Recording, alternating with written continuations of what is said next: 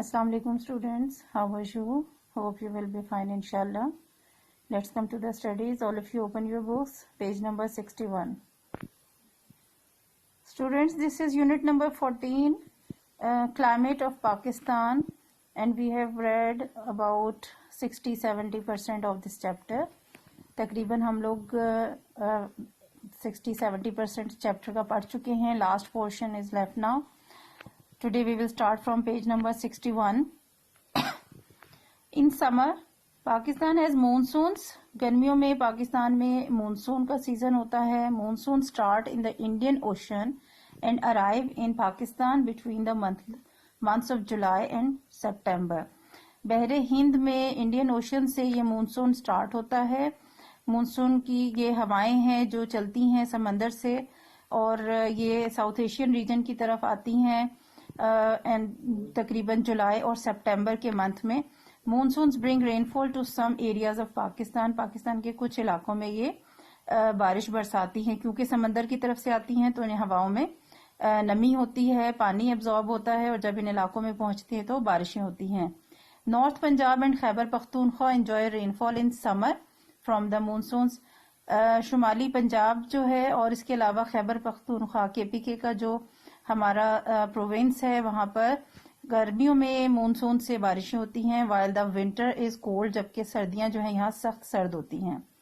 Southern Punjab and Sindh have a very hot climate during summer and fairly warm in winters. Southern Punjab, जनूबी पंजाब और जो सिंध का इलाका है वो गर्मियों में बहुत ज्यादा गर्म होता है और सर्दियों में सर्द होता है, ठंडक होती है लेकिन शदीद सर्दी नहीं होती. Rainfall is very low. इन इलाकों में बारिशें जो हैं वो काफी कम हैं.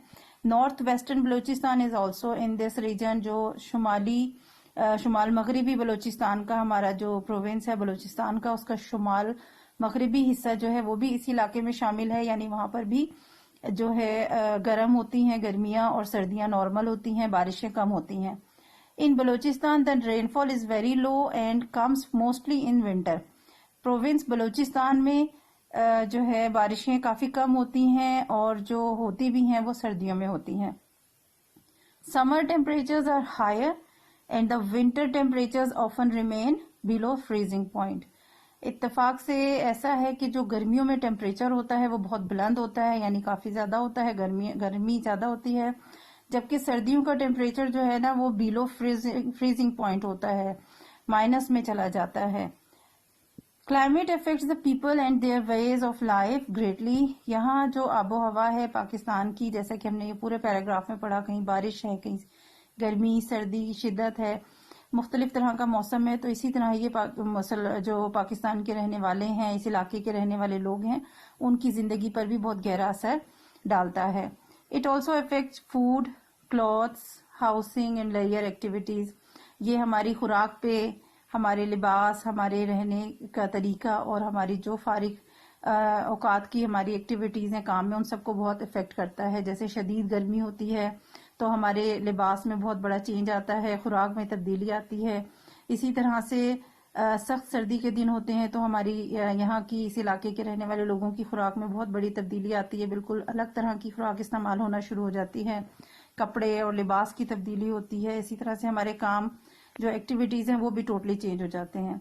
It creates proper working condition and also helps in the growth of crops and forest. ये हमारे लिए काम की हालात भी पैदा होते हैं मौसम की तब्दीली के बिना पर, और उसके साथ साथ यहाँ पर जो फसलें उगाई जाती हैं और जो जंगलात उगते हैं उसके लिहाज से भी बहुत हद तक हमारा यहाँ का क्लाइमेट जो है वो इफेक्टिव होता है, पुरअसर होता है, बेहतरीन किस्म की ग्रोथ होती है इधर फसलों की. Our country is rich in its climate. हमारे आबो हवा के लिहाज से हमारा मुल्क जो है वो भरपूर है, मालामाल है. हर तरह के मौसम में अच्छे असरात मुरतब होते हैं, अच्छी तरह की फसलें ग्रो करती हैं और वर्किंग कंडीशन भी बहुत ज्यादा डेवलप हो जाती है.